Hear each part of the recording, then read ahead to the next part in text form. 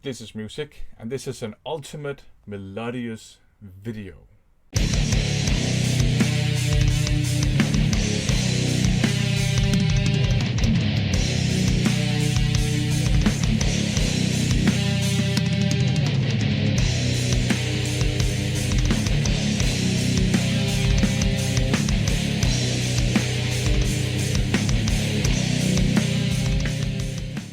Welcome to another First Impressions video. In these videos, I share with you my first impressions of the many blind buys I've picked up over the last couple of years.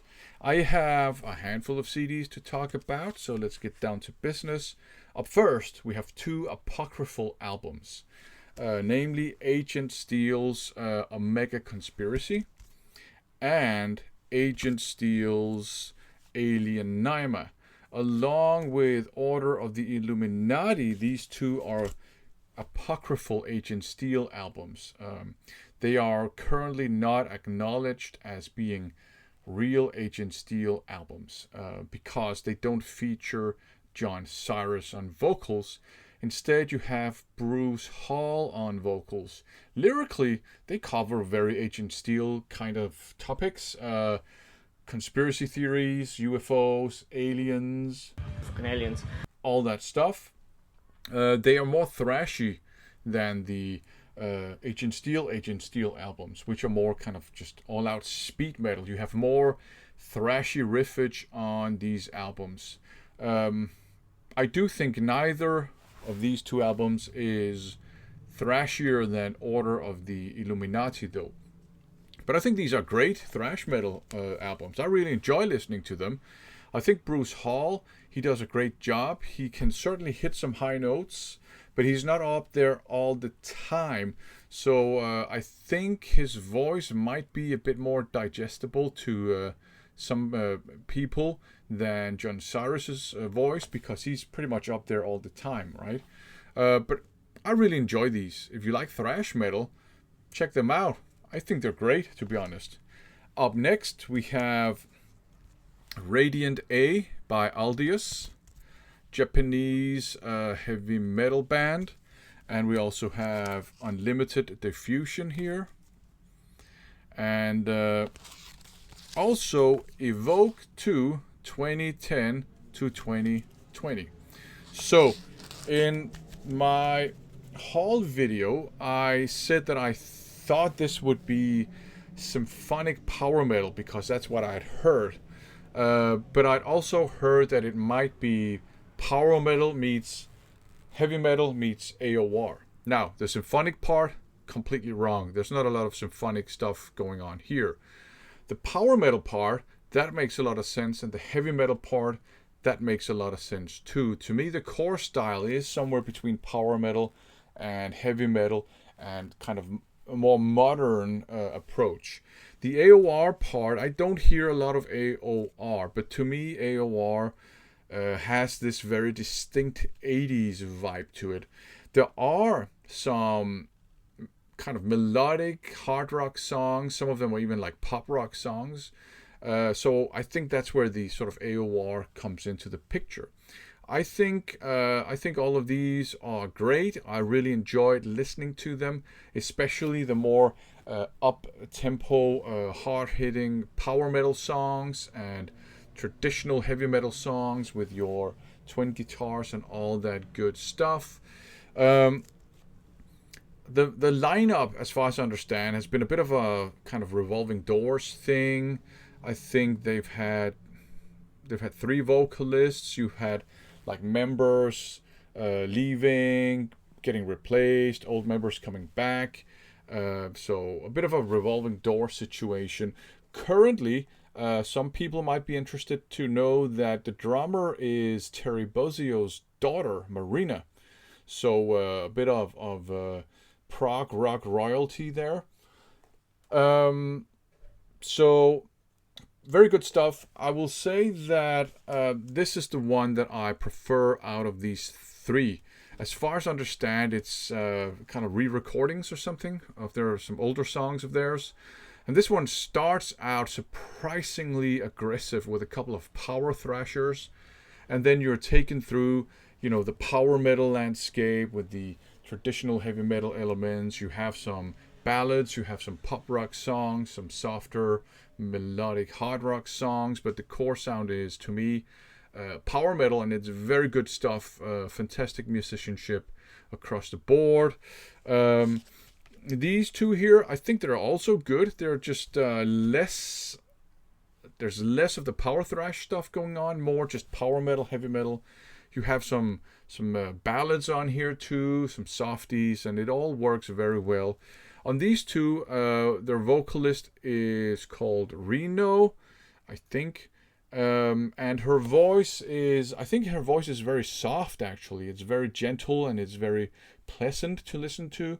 And it works very well in the softer songs. There's some ballads where she does a fantastic job on those. But just to somebody like me with my background, I don't think her voice always fits the hard-hitting power metal and heavy metal stuff that well. It's a minor thing. I mean, these two are great. I enjoy listening to them. And if you like your power metal and your melodic hard rock and you don't mind some pop elements, I would recommend checking these out for sure. Reno had to leave the band because of health concerns. I think the previous vocalist also had to leave the band because of health concerns. So on here, Reno had been replaced with a vocalist known as Rin. And her voice is much more up my alley. It's more powerful.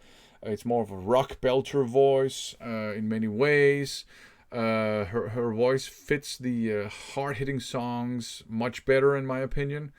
And she also does a great job on the ballads.